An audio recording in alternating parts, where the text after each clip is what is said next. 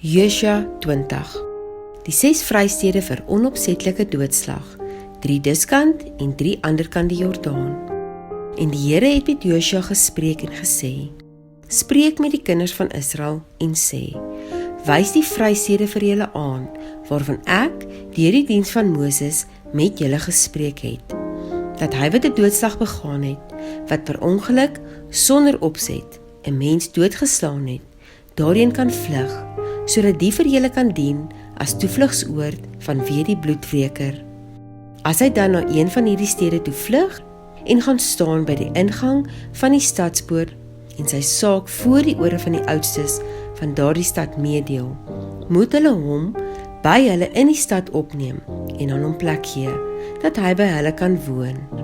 En as die bloedwreker hom agterna jaag, mag hulle hom, wat die doodslag begaan het, nie aan hom uitlewer nie,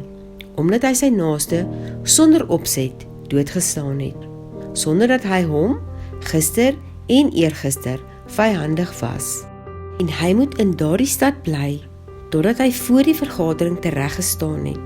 tot op die dood van die hoëpriester, wat in die dae daar sal wees. Dan mag hy, wat die doodslag begaan het, weer na sy stad en sy huis terugkeer, na die stad waar hy vandaan gevlug het.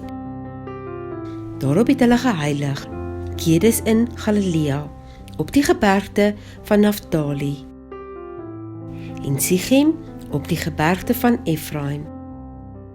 en Kiriat Arba, dit is Hebron, op die gebergte van Juda, en oorkant die Jordaan, oos van Jericho, het hulle afgestaan, Beser in die woestyn op die gelykveld, uit die stam van Ruben, en Ramot in Gilead, uit die stam van Gad, en Golan in Basan, uit die stam van Manasse. Dit is die stede wat bepaal was vir al die kinders van Israel, en vir die vreemdeling wat onder hulle vertoef,